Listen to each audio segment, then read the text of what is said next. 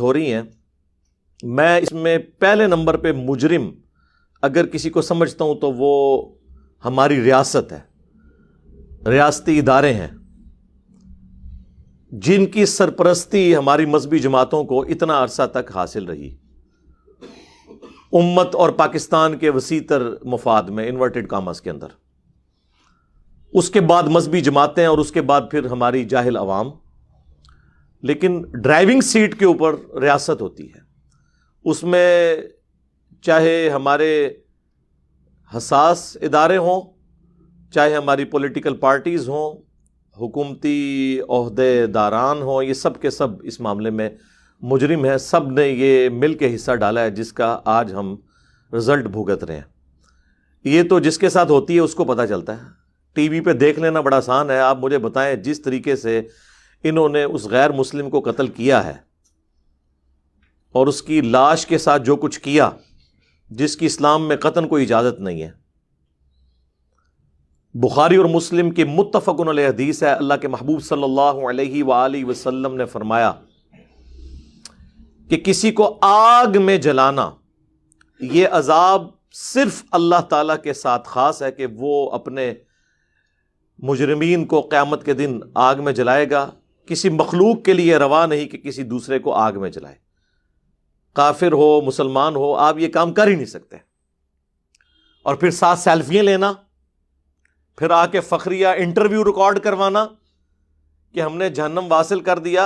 پرندہ کمار پیپر دے اوتے لکھیا آئی دیوار تے لبیک یا حسین لکھیا آئی کہ درود شریف پڑھے صبح دے وقت اس نے وہ پھاڑ کے تے باسکٹ دے اوتے سٹیا. اسی اپنی مینجمنٹ نال گل کیتی ہے، انہوں نے کہ پھر آپ رل مل کے جڑا ہے نا آئی سارے کٹھے ہوئے ہیں انہوں جلیل خوار کر کے نا واصلے جہنم کر چھڑے.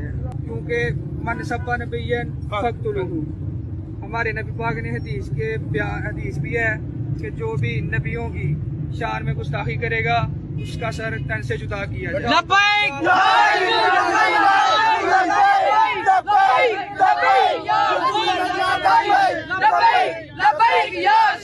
بھائی تو کہاں پہ جائے گا؟ تجھے جنت کا ٹکٹ مل چکا ہوا ہے مولویوں کی طرف سے. تم لوگ یہ سمجھ رہے ہو کہ ہم اس طرح کے معاملات کر کے تو ہم جنت میں چلے جائیں گے، اور ایسے مواقع پہ وہ لوگ آپ کو زیادہ تر بڑھ چڑھ کر آگے نظر آئیں گے جنہوں نے زندگی میں نماز بھی کبھی نہیں پڑھی ہوئی ہوگی.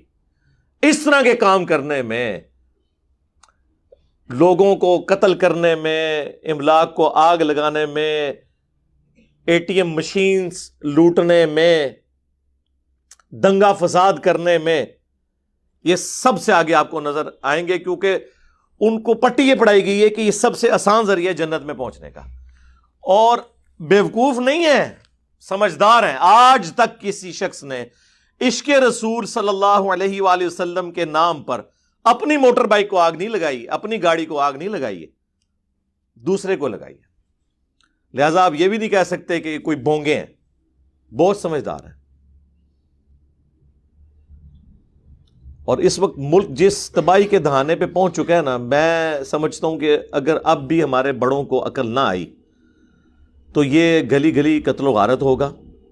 ہمارے جو ریاستی اداروں کے بڑے ہیں، پولیٹیکل جماعتوں کے بڑے ہیں، انہوں نے تو زیادہ تر نے دوہری شہریت لی ہوئی ہے، دوسرے ملکوں میں انہوں نے بھاگ جانا ہوتا ہے ریٹائرمنٹ کے بعد. ہمیں پوری زندگی یہ لوگ حب الوطنی کے درس دیتے رہتے ہیں، نیشنلزم کے درس دیتے رہتے ہیں، پاکستان سے محبت، قومی ترانے یہ چلا چلا کے دماغ خراب کرتے رہتے ہیں. اور خود آپ دیکھ لیں یہ پرانے جتنے ڈکٹیٹر باہر گئے ہوئے ہیں، ہمیں آگ میں جھونک کے پرویز مشرف بھاگا ہوا ہے نا یہاں سے، دیکھ لیں. جب تک مر نہیں جاتے جان نہیں چھوڑتے. ضیاء الحق نے مر کے ہی جان چھوڑی ہے نا، ورنہ جو اس وقت پالیسیز اس نے سیٹ کی تھیں، جو سعودیہ اور ایران کی پراکسی وار کو یہاں پہ سپورٹ کر کے، وہ آج تک ہم بھگت رہے ہیں. اب دیکھ لیں میڈیا کے اوپر کیا ساری گالیاں جو ہیں وہ پولیٹیکل گورنمنٹس کو، پرائم منسٹر کو کھانی پڑ رہی ہیں، کیونکہ ہماری عوام کا جو ہے اتنا نالج تو ہے ہی نہیں، ان کو پتہ ہی نہیں ہے کہ معاملات ٹوٹی کمند کہاں. جس طرح محرم کے دنوں میں بیٹھ کے سارے یزید کو رو رہے ہوتے ہیں، اور سسٹم تو پیچھے سے خراب ہوا ہے، اس کی کوئی بات ہی نہیں کرتا. یہ تو فیشن ہے نا، یزید کو رو لینا آسان بھی ہے، دوسرے پہ بات کرنا ذرا مشکل ہے. لیکن میں آپ کو بتاؤں اللہ کا شکر ہے اب ہمارے ریاستی اداروں میں پالیسی شفٹ آیا ہے، ان میں اتنا حوصلہ پیدا ہو گیا ہے کہ انہیں اپنی غلطیوں کا احساس ہوا. جبھی تو کچھ عرصے سے ہمارے پرائم منسٹر صاحب کئی ملکوں کے دوروں پہ پریس کانفرنسز کے دوران، انٹرویوز کے دوران اعلانیہ طور پہ یہ مان چکے ہیں کہ ہماری پرانی جو پالیسیز تھیں وہ بالکل غلط تھیں. یہ لادہ بات ہے کہ ہمارے ریاستی اداروں کے کیے ہوئے جرائم کی توبہ کا اعلان ہمارے پرائم منسٹر کو کرنا پڑ رہا ہے. یہ ہے دکھ کی بات. چلے پھر بھی ہم کہتے ہیں کہ ٹھیک ہے، پولیٹیکل گورنمنٹس کو ہی بوجھ اٹھانا چاہیے اداروں کی غلطیوں کا، لیکن ان کو بھی کچھ اس حوالے سے خیال کرنا چاہیے کہ وہ بھی مستقبل کے لیے اپنی کوئی جو ڈائریکشن ہے اس کو درست کر لیں. آپ کو پتہ ہے کچھ عرصہ قبل خوشاب کے اندر ہمارے اسٹوڈنٹ عمران بھائی جو بینک مینیجر تھے رحمہ اللہ تعالی، ان کا بے دردی سے ایک گارڈ نے قتل کر دیا. ہمارے اسٹوڈنٹ تھے، آپ ان کے جو فیس بک کا پیج ہے اس پہ کئی ایک ویڈیوز میری انہوں نے اپلوڈ کی ہوئی تھی، اور لوگوں کی بھی کی ہوئی تھی، اور مسئلہ کوئی اور تھا. ایک ایک گھنٹے کی جا کے یہ لوگ نمازیں پڑھتے ہیں، اور وہ بھی صرف ڈیوٹی آورز کے اندر. جب گھر آ جاتے ہیں تو ایک سلام امام کے پیچھے ہوتا ہے، دوسرا جوتیوں والی جگہ پہ ہوتا ہے. اور اگر کوئی شخص سمجھا دے کہ میرے بھائی یہ نوافل جو ہیں یہ کوئی ضروری نہیں ہے، یا ان کو آپ بعد میں پڑھ لو، آپ ڈیوٹی اپنی صحیح طریقے سے ادا کرو، اس بات کا غصہ نکالنے کے لیے اس کی پلی لی جائے، اور پلس اس کو توہین مذہب کا نام دے کر کہ جی یہ تو انبیاء کا گستاخ ہو گیا. یہ بھی ہم اپنی طرف سے طے کر لیتے ہیں کہ کون سی چیز جو ہے وہ انبیاء کی گستاخی ہے. انہیں شہید کر دیا گیا، بعد میں خیر مذمت کرتے رہے، ابھی تک اس کے قاتل کو سزا ہوئی کوئی نہیں ہے، صرف کورٹ نے ڈیسیژن کیا ہے. اور ماشاءاللہ پچھلے دنوں آپ نے دیکھا ہمارے چیف جسٹس صاحب کس طرح گرجے ہیں. یار یہ لوگ بعد میں اپنی تقریریں دیکھ کے شرمندہ بھی نہیں ہوتے. ان کے دعوے دیکھیں اور ان کی عدالتوں کے، میں کرتوت لفظ نہیں بولتا، کارنامے دیکھ لیں. آج تک کسی کو اس طریقے سے سزا نہیں ہوئی ہے. اور کسی اگر جو کوئی مجبور شخص جس کے اوپر اس طرح کا توہین مذہب کا الزام لگا، اس کو اگر عدالتوں نے چھوڑ بھی دیا شواہد ناکافی ہونے کی وجہ سے یا جھوٹا الزام ہونے کی وجہ سے، عوام نہیں اسے چھوڑتی، وہ عدالت سے بری ہوتا ہے. یہ کچھ عرصہ پہلے کی بات ہے، ہمارے جیلم شہر کی تحصیل ہے پنڈ دادن خان، وہاں پہ وہ ایک مولانا صاحب تھے، جماعت اسلامی سے ان کا تعلق تھا، ان پہ اس طرح توہین مذہب کا جھوٹا الزام لگا، کافی سال انہوں نے قید کاٹی، بعد میں ثابت ہوا یہ بالکل غلط ہے. بیچارے وہ پہلا جمعہ پڑھانے آئے ہیں تو وہ باہر نکلے ہیں تو ان کو شہید کر دیا گیا گولیوں کی، اور ان کے ساتھ بیٹا بھی شہید ہو گیا. یعنی وہ عدالتیں چھوڑ بھی دیں، عوام نہیں چھوڑتی. تربیت ہی ایسی ہوئی ہوئی ہے، عوام کو کون سمجھائے جی. لہذا آپ یہ سمجھ رہے ہیں جب آپ کسی پہ الزام لگا دیتے ہیں نا توہین مذہب کا، جھوٹا بھی، وہ مارا گیا، اب اسے کوئی دنیا کی طاقت بچا نہیں سکتی ہے، کیونکہ عدالت چھوڑے گی بھی تو اشکان رسول سو کالڈ تیار بیٹھے ہوئے ہیں اپنی جنت پکی کرنے کے لیے، اس کو جنت میں بھیج کے. کیا کریں گے؟ یہ سری لنکا والا جو واقعہ ہوا آفیسر کا، سیالکوٹ میں کہہ لیں یا وہ اس روڈ کے اوپر وزیر آباد والی، اور شروع کہاں سے ہوا ہے؟ وہ ایک سٹیکر کی بنیاد بنائی گئی ہے. یار سٹیکر کو ہٹا دینا یا پھاڑ دینا، یہ نبی علیہ السلام کی گستاخی کیسے ہو گئی؟ ورنہ یہ سارے مولوی مجھ سے پکی لے لیں، میں آپ کو اس پلیٹ فارم سے چیلنج کر رہا ہوں، سارے مولویوں کو جو یہ سمجھتے ہیں نا کہ کسی کا سٹیکر اتارنا یہ توہین مذہب ہے، تو میں آپ کو بتاتا ہوں کہ آپ کسی بریلوی کی مسجد کے باہر جا کر دیوبندی یا اہل حدیث کا پوسٹر لگائیں کہ فلاں اہل حدیث مسجد میں یا اللہ مدد کانفرنس ہوگی، وہ پھاڑ نہ دیں، آپ مجھے آگے پکڑ لیں. وہ کہیں گے اس کا مطلب یہ کہ ہمارے باپوں کے خلاف بات ہوگی. یہاں پہ آپ کسی اہل حدیث کی مسجد کے باہر جا کے پوسٹر لگا دیں لبیک یا رسول اللہ کا صلی اللہ علیہ وآلہ وسلم، وہ پھاڑنا نہ دے آپ مجھے پکڑیے گا.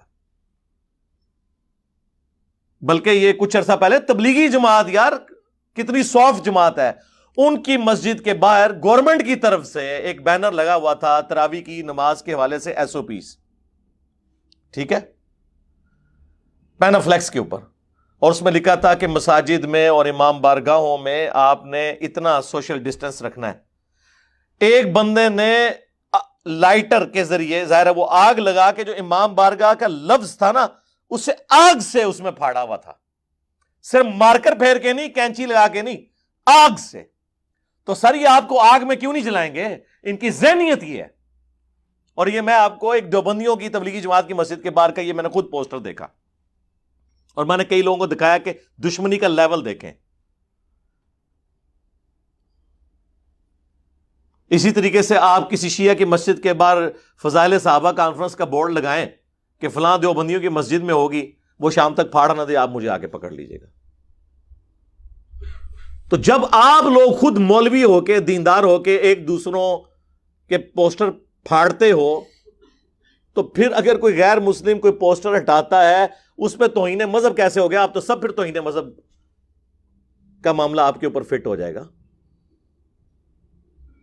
اور ہمارے پاس تو فرسٹ ہینڈ نالج ہے. رات کو بھی میرے ایک اسٹوڈنٹ سے بات ہوئی جو اسی فیکٹری میں اس وقت اندر موجود تھے، 70+ لوگ اس فیکٹری میں موجود تھے. اور یہ جو میں بات آپ کو بتانے لگا ہوں یہ ابھی تک کسی چینل نے ڈسکلوز نہیں کی ہے، نہ شاید یہ کریں. سب سے بڑا جھوٹ تو چینلز پہ یہ بولا جا رہا ہے کہ وہ جو آفیسر تھا سری لنکن، وہ اس فیکٹری کا ملازم تھا. وہ اس فیکٹری کا ملازم ہے ہی نہیں تھا. اس فیکٹری میں انٹرنیشنل لیول کی چیزیں، کٹس وغیرہ تیار ہوتی تھیں، اور وہ باہر کی کمپنی، یہ نائکی مشہور کمپنی ہے، یہ ان سے کام کرواتے تھے. اور سپرویژن کے لیے انہوں نے اپنا امپلائی وہاں پہ رکھا ہوا تھا جو دیکھے کہ وہ کوالٹی کو انشور کرے کہ اچھی کوالٹی کی چیز نکلے اس فیکٹری میں سے. ظاہر پاکستانی آپ کو پتا ہے 2 نمبری میں تو مشہور ہے نا. تو وہ جو سری لنکن آفیسر جو پچھلے 7-8 سال سے وہاں پہ تھا، وہ اس فیکٹری کے مالک سے تنخواہ نہیں لیتا تھا، بلکہ جس فیکٹری کے لیے وہ فیکٹری کام کرتی تھی اس سے وہ تنخواہ لیتا تھا. وہ آؤٹ سائڈر تھا کوالٹی کنٹرول کرنے کے لیے وہاں پہ. اور کوالٹی کنٹرول کرنے والے جو لوگ ہیں، اب میں بھی ایک جنرل مینیجر لیول کے اوپر میں نے مختلف پوسٹ کے اوپر سرو کیا ہے، بینگ اے میکینیکل انجینئر سرکاری اداروں کے اندر. کوالٹی کنٹرول والے کی تو وہ سینڈوچ بنا ہوتا ہے دونوں طرف سے.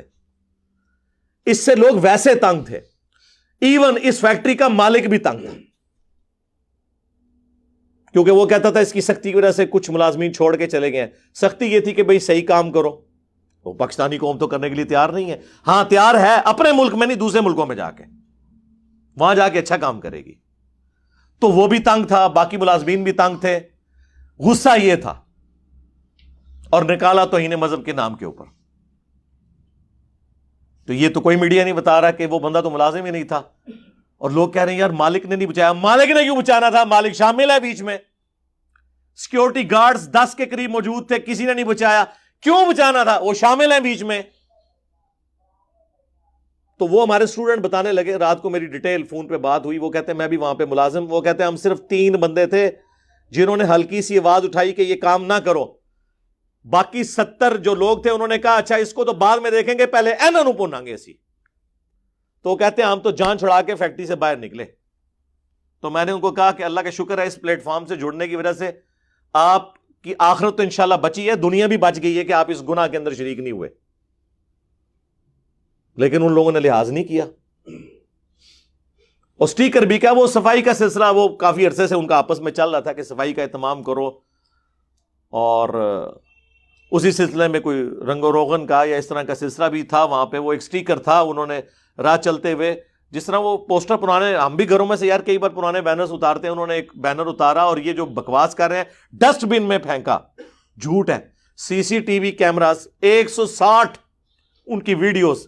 اور وہ بھی بھائی مجھے بتانے لگے کہ وہ فیکٹری ملازمین اتنے ہوشیار تھے کہ انہوں نے وہ DVR بھی غائب کرنے کی کوشش کی کہ ویڈیو نہ پولیس کے ہتھے چڑھ جائے. وہ تو اس شخص کی دلیری ہے کہ اس نے پولیس والوں کے حوالے وہ ویڈیوز کر دی، ورنہ ویڈیوز بھی انہوں نے ڈیلیٹ کروا دینی تھی جو اندر ریکارڈ ہوئی ہیں. اندازہ کریں آپ کتنے ہوشیار ہیں یہ لوگ. تو وہ اس نے ڈسٹ بن میں نہیں پھینکا, اتار کے اس نے ایک جگہ پہ رکھا, اور بعد میں اس کو بتایا گیا بھائی میرے تے گستاخی ہو گئی ہے. ہاں, وہ اس نے معذرت کر لی, معاملہ رفع دفع ہو گیا. لیکن میں نے وہی بتایا نا, عدالت چھوڑ دیتی ہے, اللہ معاف کر دیتا ہے, عوام نہیں معاف کرتی. انہوں نے کہا بڑا اچھا موقع ملا ہے, ان لانے آئے نہ تھے اسی غصہ, میٹنگ کال کر کے. خیر ان کو ٹائملی کسی نے بتا دیا کہ بھائی آپ نکلیں یہاں سے, یہ تو نہیں چھوڑیں گے. اور وہ بےچارہ اپنی طرف سے جان بچانے کے لیے چھت پہ گیا ہے, سولر پینلز کے نیچے چھپنے کی کوشش کی ہے, لیکن پیچھے مجاہدین پہنچ گئے ہیں, اور جس بے دردی سے انہوں نے ان کو قتل کیا ہے. اور یعنی ایک بڑے لیول کا جو پتھر ہوتا ہے نا, یہ جو آپ کو سڑکوں پہ نظر آتے ہیں نا بڑے بڑے پتھر, وہ جو پارٹیشن کے لیے ہوتے ہیں سیمنٹ کے, وہ مارا ہے اس کے اوپر. تو ظاہر ہے کیا اس کا بچنا تھا. آپ پوسٹ مارٹم کی رپورٹ نہیں آئی, کوئی ہڈی نہیں بچی ہوئی, دماغ بھی باہر نکل آیا ہے, ٹھیک ہے نا جی. ظاہر ہے یہی کچھ تو آپ کریں گے. لاش کو تو آگ انہوں نے بعد میں لگائی ہے, اس وقت تک تو پولیس بھی آ چکی تھی, کم از کم یہ لاش کی بے حرمتی ہونے سے تو بچا سکتی تھی, لیکن پولیس نے نہیں یہ کیا. لوگ کہتے ہیں نہیں وہ موب زیادہ تھا اس لیے, اور میرے بھائی پولیس والے بھی تو وہی عقیدہ رکھتے ہیں نا. ان کی بھی تو تربیت وہ اسی عوام کا حصہ ہے نا. یہ جو پشاور میں تھا وہ غازی خالد جس کو کہہ رہے تھے کدھر ہے اب, اس وقت تو وکیل اس کے ہاتھ پاؤں چوم رہے تھے, اندر ہے نا, اس کی تو زندگی برباد کر دی نا تم لوگوں نے برین واشنگ کر کے. اس کے ساتھ پولیس والے سیلفیاں بنا رہے تھے, یہاں بھی لاش کے ساتھ سیلفیاں بنا رہے تھے, آپ نے نہیں دیکھا؟ اس قوم کی کیا اصلاح ہونی ہے جن کی گھٹی کے اندر اس طرح کی وحشت ناک رویے انہیں پلا دیے گئے ہیں؟ وہاں سے پھر یہی کچھ نکلے گا. تو ٹھیک ہے, ہم تو بھگت رہے ہیں, بڑوں نے بھی بھگتنا ہے, دنیا میں نہ بھگتے آخرت میں تو جا کے بھگتیں گے. ہمارا کام تو صرف ہائی لائٹ کرنا ہے, عوام الناس کو ایجوکیٹ کرنا ہے کہ بچ جائیں ان مولویوں سے, بہت خطرناک ہیں. اور میں آپ کو بتاؤں یہ جتنے لوگ آ کے مذمت بھی کر رہے ہیں, منافقانہ مذمتیں یہ سارے لوگ کر رہے ہیں. میں آپ کو علا وجہ بصیرت کہہ رہا ہوں, کوئی بندہ اندر سے اس واقعے کی مذمت کرنے کے لیے تیار نہیں ہے. اس کا اگر آپ کو ثبوت چاہیے تو میرا خیال ہے یہ آپ کو جتنے وی لاگز نظر آ رہے ہیں سب جذباتی باتیں کر رہے ہیں. میں نے ساروں کے دیکھ لی ہیں, جتنے بڑے بڑے اینکرز ہیں, میں نام نہیں لیتا, پھر وہ کہیں گے یار علی بھائی نے ہمارے بھی وی لاگ کو مسترد کر دیا.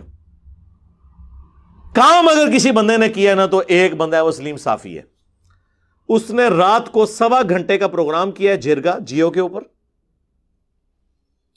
اور اس نے سارے بڑے بڑے مولویوں کو لیا ہے آن لائن کہ, اور ایک طرح کے سوال سب سے پوچھے, وہ آپ کو اس قوم کی اور قوم کے مذہبی پیشواؤں کی ذہنیت کھول دیں گے. یہ کام اور کسی بندے نے نہیں کیا. ٹھیک ہے کسی کو ویسے کوئی پرسنل اختلاف ہو سکتا ہے کسی سے, لیکن جس کی سچی بات ہے اس کو ماننا چاہیے. کس کس کا انہوں نے لیا ہے؟ سب سے پہلے مفتی منیب الرحمان صاحب بریلویوں کے, بریلویوں ہی کی طرف سے تحریک لبیک کے ایک رہنما کا, دیوبندیوں کے مفتی تقی عثمانی, مفتی اعظم پلانٹ ارتھ آف دیوبند, ہاں کیونکہ انڈیا والے بھی مانتے ہیں انہوں نے. لیکن ان مفتیوں کی گفتگو سنے تو آپ کو شرم آئے گی کہ یہ لوگ ہیں ہمارے بڑے بڑے مفتی. تو باقی شاہی کوئی نہیں, جو تو وڈیاں دی حالت ہے تو باقی انتے شاہی کوئی نہیں. اس کے بعد انہوں نے لیا سراج الحق صاحب کو, جماعت اسلامی کے امیر, اہل حدیث کی طرف سے جمعیت اہل حدیث کے امیر ساجد میر صاحب کو, اور ہمارے مشہور زمانہ طاہر اشرفی صاحب کو, اور اہل تشیع کی جانب سے امین شہیدی صاحب کو. میں نے بڑی دیانتداری کے ساتھ, بڑے صبر کے ساتھ وہ پورا پروگرام دیکھا ہے, آپ لوگ بھی دیکھیں, اس کے چھوٹے چھوٹے کلپس بھی ہیں. 4 دسمبر 2021 جرگا پروگرام جیو کے اوپر سلیم صافی کا ان علماء کے ساتھ, اللہ تعالیٰ چھوٹے چھوٹے کلپس بھی اپلوڈ کیے ہیں. صرف ایک بندہ ہے جس نے ریزنیبل گفتگو کی ہے, اور وہ تھے امین شہیدی صاحب, چونکہ وہ اس کے افیکٹ ہی ہیں نا اس پوری دہشت گردی کے. ظاہر ہے جی لاکھوں کی تعداد میں تو شیعہ قتل ہوئے ہیں نا پچھلے 40 سالوں کے اندر. انہوں نے وہ ساری باتیں کی ہیں جو کرنی چاہیے تھی, باقی سب گول مول باتیں کر رہے ہیں. اور سلیم صافی صاحب نے پوری کوشش کی ہے کہ ان سے اگلوایا جائے. وہ بات ہی دوسری طرح شروع کرتے ہیں, یہ پاکستان کے خلاف سازش ہے, 295C کو ختم کرنے کی سازش ہے. چونکہ عدالتیں انصاف نہیں دیتی ہیں، پھر لوگوں نے عوام نے ہی قانون ہاتھ میں لینا ہے نا، وہ الٹا اس کو جسٹیفائی کر رہے ہیں ایک طریقے سے، ڈائریکٹ تو نہیں کر رہے۔ اچھا ایک بات میں اس میں ضرور کر دوں، جو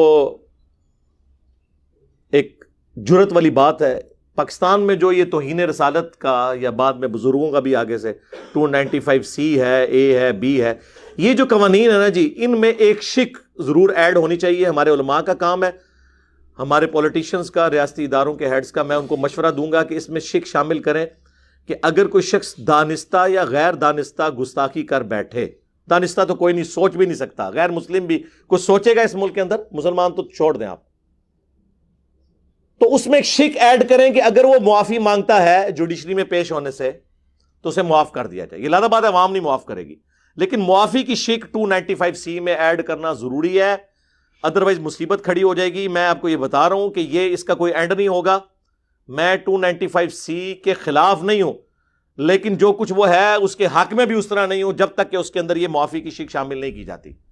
سورۃ الفرقان کی آیت نمبر 70 میں اللہ تعالیٰ نے فرمایا اگر کوئی شرک سے بھی توبہ کر لے ہم اس کے گناہوں کو نیکیوں سے بدل دیں گے۔ تو سر شرک تو اللہ کو گالی دینا ہے۔ سورہ مریم میں نہیں آیا کہ جو اللہ کے لیے بیٹا تجویز کرتا ہے قریب آسمان پھٹ پڑے، زمین شک ہو جائے، پہاڑ ریزہ ریزہ ہو جائے، ان دعوا للرحمن ولدا، کہ انہوں نے رحمان کے لیے بیٹا تجویز کیا۔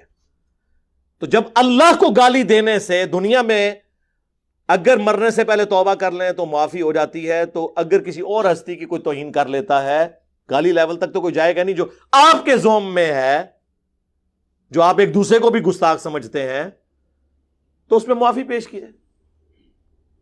یہ کرنے کا کام ہے، نہ کہ یہ کہ فتوے لگا کے اس کے پیچھے پڑ دیں اور اس کی زندگی جو ہے وہ اجیرن بنا دی جائے، اس کی نسلوں کی زندگی اجیرن بنا دی جائے۔ تو یہ سوچنے کی ہمیں ضرورت ہے۔ بس میں تو اس چیز کو ہائی لائٹ ہی کر سکتا تھا۔ میں پرائم منسٹر صاحب سے ریکویسٹ کروں گا، آرمی چیف سے اور ہمارے چیف جسٹس صاحب جو از خود نوٹس لینے والے ادارے میں اس وقت سب سے بڑی پوسٹ کے اوپر ہیں، میں ان سے کہوں گا کہ آپ لوگ ان سارے مولویوں کو گن پوائنٹ پہ کرنا پڑتا ہے، گن پوائنٹ پہ کریں، اخلاق سے مانتے ہیں، اخلاق سے منوائیں، ان کو لا کے ٹی وی پہ بٹھائیں، ان کے بڑوں کو۔ یہ چھوٹے چھوٹی جو شرلی ہیں نا، ان کی نہیں میں بات کر رہا، یہ جو سارے بڑے جو میں کہہ رہا ہوں نا، ان کو بٹھائیں، یہ خود بول کے کہیں، کیا بولیں میں سٹیٹمنٹ میں لکھ کے دوں گا۔ یہ بنو امیہ کی چالیں جہاں پہ ختم ہوتی ہیں وہاں سے ہماری عقل سٹارٹ ہوتی ہے، یہ آپ لوگوں کو تو چار لیں گے، آپ کو تو لگے انہوں نے مذمت کی ہے لیکن مذمت نہیں کی ہوگی، وہ بات کو اس طرح ٹویسٹ کریں گے کہ آپ کو سمجھ نہیں آئے گی کہ کیا کر رہے ہیں وہ۔ سٹیٹمنٹ میں لکھ کے دوں گا، ان سے یہ کہیں کہ یہ جو کچھ ہوا ہے، جن لوگوں نے کیا ہے، یہ قتل کیا، ان کو اس کے بدلے میں سر عام قتل کیا جائے۔ پلس آج تک جتنے لوگوں نے کسی گستاخ کو، جینون گستاخ کو بھی ماورائے عدالت ایکسٹرا جوڈیشل مرڈر کیا ہے، چونکہ اسلام کے روح سے ایکسٹرا جوڈیشل مرڈر کرنا، ماورائے عدالت قتل کرنا حرام ہے، لہذا ان سارے لوگوں کو قتل کیا جائے اور ان لوگوں کی پھانسیاں جسٹیفائی ہوں۔ ہاں جی کرن گے، وہ ایتے غائبانہ نماز جنازہ پڑھتے رہے جے، انہاں لوگاں دے اپنے جنازے تسی پڑھ رہے ہو، کیونکہ آپ سارے ایک دوسرے کو کافر سمجھتے ہیں۔ کیا بریلوی اہل حدیثوں کو گستاخ رسول نہیں سمجھتے؟ تو سارے اہل حدیثوں کی لاشیں اسی طرح جلیں گی اگر بریلویوں کی حکومت آ گئی، یہ بات یاد رکھیے گا۔ اور سارے بریلوی جتنے بھی ہیں، ان کو اہل حدیث کیا مشرک نہیں سمجھتے؟ تو اگر اہل حدیثوں کی حکومت آ گئی تو ان بریلویوں کی لاشیں آپ کو آگ میں جلتی ہوئی نظر آئیں گی۔ یہ میری بات آپ نوٹ کر لیں، یہ ایک دوسرے کو مسلمان نہیں سمجھتے، آپ کو دھوکہ دیتے ہیں۔ اس کی بھی سٹیٹمنٹ میں آپ کو لکھ کے دیتا ہوں کہ انہیں ان کے بڑے لکھ کے دیں کہ ہمارے سوا جتنے فرقے ہیں، اگرچہ ہم انہیں گمراہ سمجھتے ہیں، لیکن ایک نہ ایک دن یہ اپنا عذاب بھگت کے جنت میں جانے میں کامیاب ہو جائیں گے۔ آپ کو ایک عالم بھی یہ بات لکھ کے دینے کے لیے تیار نہیں ہوگا، کیونکہ وہ پھر ان کو ماننا پڑ جائے گا کہ یہ مسلمان ہے۔ ویسے کہہ دیں کہ ہم مسلمان مانتے ہیں، لیکن وہ تقیہ کریں گے، توریتاً بات کر رہے ہوں گے، اس طرح آپ کو کبھی نہیں لکھ کے دیں گے۔ اور کیسے لکھ دیں؟ ان کے بڑے ایک دوسرے کو اسلام سے نکال گئے، کس کس چیز کا رونا رویا جائے۔ اب بات کہاں سے شروع ہوئی تھی، کدھر نکل گئی ہے؟ لیکن یہ ساری باتیں اس موقع پر میں اپنی اس نیشن کو ایک مسلح کی حیثیت سے، ایک ڈاکٹرن دینے والے پیشوا نہ کہیں، اسپیکر کی حیثیت سے یہ بڑا اچھا موقع ہے کہ میں ان کو ڈائریکشن دے دوں، تاکہ ہمارے ماں باپ کو تو ورگلایا تھا، ہمارے آباء و اجداد کو تو ان کے بڑے بڑے بابے ورگلا گئے، ہماری آنے والی نسلیں تو ان لوگوں کے شر سے بچ جائیں انشاءاللہ تعالی۔ یہ میں آپ کو بتا دوں، تبدیلی آ چکی ہے، اب لوگ اس حوالے سے ایجوکیٹ ہو رہے ہیں، اللہ کا شکر ہے۔ سوشل میڈیا اللہ کی طرف سے وہ نعمت ہے جس نے ہمارے بچوں کو پولیٹیکلی بھی میچور کر دیا اور ریلیجن کے پوائنٹ آف ویو سے بھی میچور کر دیا۔ جو دو نمبری کر رہا ہے، خواہ وہ کسی سیاسی جماعت سے ہے، کسی ریاستی ادارے سے ہے، کسی مذہبی جماعت سے ہے، سب کی دو نمبریاں کھل کے سامنے آ رہی ہیں، بچ کوئی نہیں رہا۔ اللہ کا شکر ہے، میں اس کو نعمت سمجھتا ہوں۔ اور یہ بھی ابھی سوشل میڈیا نے ٹیک اپ نہ معاملہ کیا ہوتا ہے، انہوں نے دبا جانا تھا یہ والا مسئلہ بھی۔ اب یہ لاکھ کہتے رہے جی ہم جو ہے وہ اظہار یکجہتی کرتے ہیں جی، فلاں کرتے ہیں جی، بندہ مر گیا، ان بندہ کیڑا واپس آنا ہے؟ لاش آپ لوگوں نے جلا دی، اب پیچھے کیا بچ گیا؟ باتیں ان کی سنیں، بس اس کے علاوہ ان کے پاس کرنے کو کچھ نہیں ہے۔ اس کا حل یہ ہے کہ اعلانیہ سزائیں ہوں، ان کو جتنے لوگ پکڑے گئے ہیں اعلانیہ سزائیں ہوں، اور اسی طریقے سے سزا ہو جو سورۃ المائدہ میں آیا ہے کہ آنکھ کے بدلے آنکھ، پہلے جان کے بدلے جان، آنکھ کے بدلے آنکھ، ناک کے بدلے ناک، کان کے بدلے کان، دانت کے بدلے دانت، اور ہر زخم کے بدلے اتنے لیول کا زخم۔ یہ سورۃ المائدہ میں اللہ نے فرمایا یہ اللہ کی طرف سے سزا ہے۔ جس طریقے سے اسے قتل کیا ہے نا، اسی طریقے سے یہ 100 بندہ کیا 1000 بھی وہ قتل ہوں گے۔ اور سورۃ النور میں آیا کہ جب اس طرح کی سزائیں دی جائیں تو مسلمانوں کا گروہ اسے ویٹ کرے تاکہ باقیوں کے لیے ڈیٹرنس ہو، عبرت ہو۔ اعلانیہ یہ سزائیں ہونی چاہیے، یہ کوئی ظالمانہ سزا نہیں ہے۔ یہ تو آپ کے کسی بچے، بھائی یا والد کے ساتھ یہ ہوا ہوتا تو پھر میں آپ سے پوچھتا، پھر پتا چلتا ہے دوسروں کے لیے تو کہنا بڑا آسان ہے۔ اور اسلام اس حوالے سے اتنا سینسٹیو ہے، اتنا سینسٹیو ہے کہ سورۃ المائدہ میں اللہ تعالیٰ نے فرمایا جس نے ایک جان کو قتل کیا گویا اس نے پوری انسانیت کو قتل کر دیا۔ انسان کی بات ہوئی ہے، مسلمان کی نہیں ہوئی، یعنی پاکستان نے سری لنکا پورے کو قتل کر دیا، آپ سمجھ لیں اس واقعے کے بعد، چاہے وہ ایک پاکستانی نے کیا۔ اور پھر ساتھ ہے جس نے ایک انسان کی جان بچائی گویا اس نے پوری انسانیت کی جان بچا لی۔ اور اس کا کلائمیکس وہ سورہ البقرہ کی آیت ہے، وَلَكُمْ فِي الْقِصَاصِ حَيَاةٌ يَا أُولِي الْأَلْبَابِ لَعَلَّكُمْ تَتَّقُونَ۔ اے لوگو، اے عقل والو، قصاص میں پوری انسانیت کی زندگی چھپی ہوئی ہے تاکہ تم تقوی اختیار کر سکو، ڈر جاؤ۔ باقی جرائم میں تو اللہ نے کہا کہ معاف کرو، معافی کی روش اختیار کرو، اللہ بدلہ دے گا، لیکن قتل کے بدلے میں اللہ نے ڈسکریج کیا ہے کہ اس کے بدلے دیت نہ لی جائے، معافی نہ کی جائے، اگرچہ جائز ہے ایز اے لاسٹ ریزارٹ۔ کہا گیا وَلَكُمْ فِي الْقِصَاصِ، قتل کے بدلے قتل کرنے میں پوری انسانیت کی زندگی چھپی ہوئی ہے، کیونکہ قتل کے بدلے قتل ہوگا۔ آپ مجھے بتائیں اگر یہ قتل کے بدلے قتل کر کے عبرت ناک سزا دی جائے اس طرح کے لوگوں کو تو آندہ کچھ سوچے گا بھی؟ لوگوں کو پتا ہوتا ہے جناب کام ڈالو، اپنی جنت بھی پکی، اپنے پچھلوں کی دنیا بھی پکی، مرنے کے بعد مزار آپ کا بنے گا، اس پہ چندے آئیں گے، آپ کی نسلیں سنور جائیں گی، اور آپ کے جنازے میں لاکھوں لوگ شریک ہوں گے۔ جی نہیں ہوتے لاکھوں لوگ شریک؟ ہاں، یہ ہماری حالت ہے۔ تو یہ تو آپ سمجھ لیں دنیا اور آخرت انورٹڈ کاما میں سنوارنے کا ایک ذریعہ بن چکا ہے ان لوگوں کا۔ صحیح بخاری میں ہے سیدنا عمر فاروق رضی اللہ تعالیٰ عنہ کو ایک ناحق قتل کی خبر پہنچی، آپ نے اس میں فرمایا کہ اگر یہ پورا علاقہ بھی اس قتل میں شریک ہوا میں سب کو قتل کروا دوں گا۔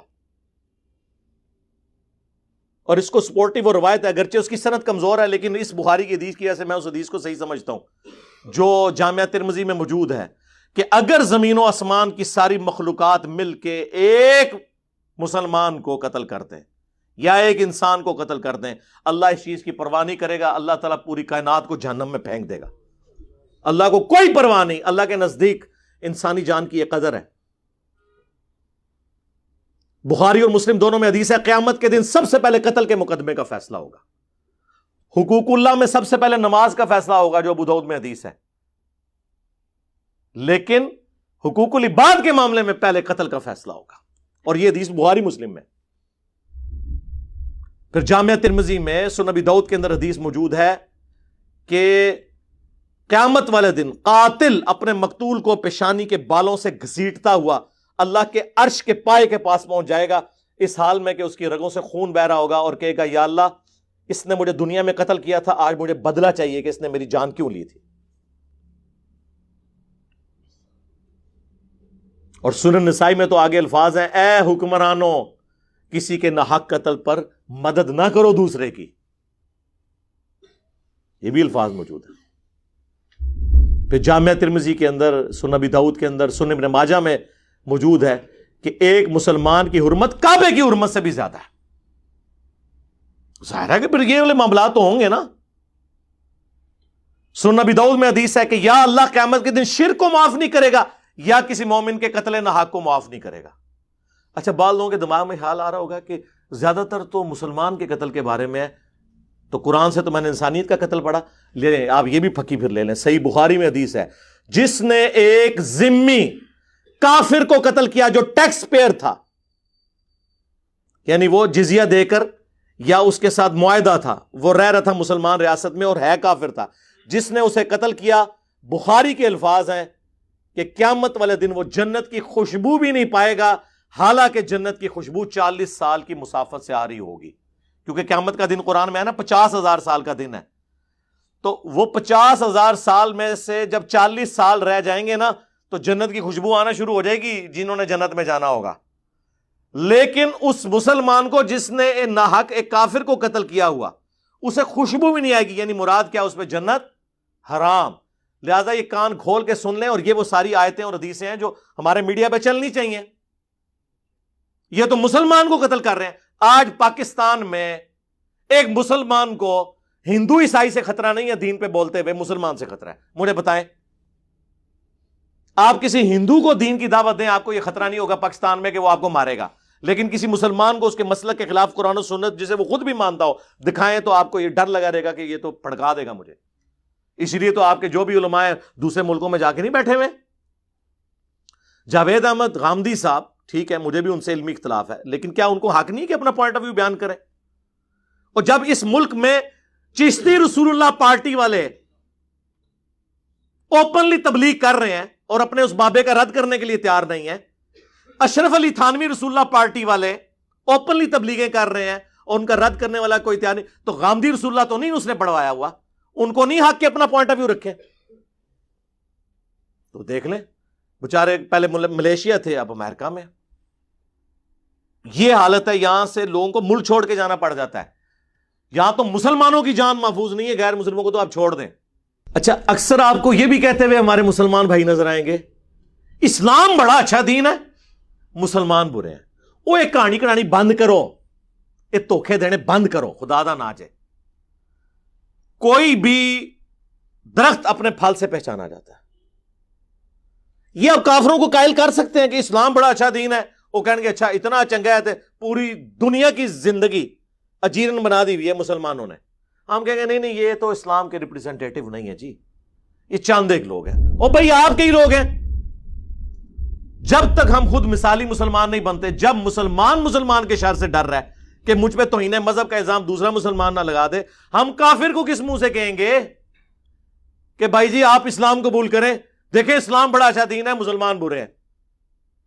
یہ جذباتی جملے ہیں میرے بھائی, یہ آپ کی کسی نے نہیں ماننے جب تک آپ پریکٹیکلی ثبوت نہیں دیں گے کہ واقعی اسلام اچھا دین ہے, اور اتنا اچھا دین ہے کہ ماشاءاللہ کوئی مسلمان چلنے کے لیے تیار نہیں ہو رہا.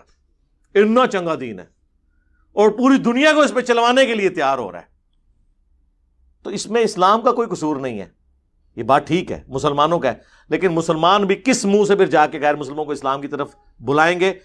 وہ تو آپ کو کہیں گے یہاں تو مسلمان محفوظ نہیں, ان کو ہم یہاں پناہ دے رہے ہیں اور تم ہمیں کہہ رہے ہو اسلام قبول کرو تو امن میں آ جاؤ گے. اسلام کا تو مطلب ہی امن ہے دنیا اور آخرت میں.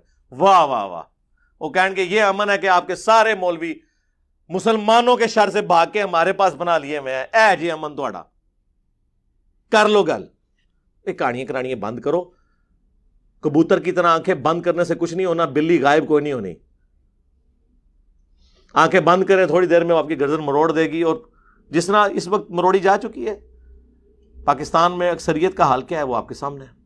اس ملک کے حالات کے بارے میں دعائی کی جا سکتی ہے, اور یہ ہر بندے کی انڈیویجول کی ذمہ داری ہے کہ دوسرے کو ایجوکیٹ کرے کہ ان لوگوں کے ان نرغوں میں نہ ہو. یہ آپ کو کسی اور طرف لے جائیں گے. انہوں نے آپ کی دنیا تو برباد کرنی ہے, آخرت بھی برباد کر دینی ہے. اور پریکٹیکلی آپ دیکھ رہے ہیں کہ آخرت انہوں نے برباد کر دی ہوئی ہے, چھوڑا تو کچھ نہیں ہمارا.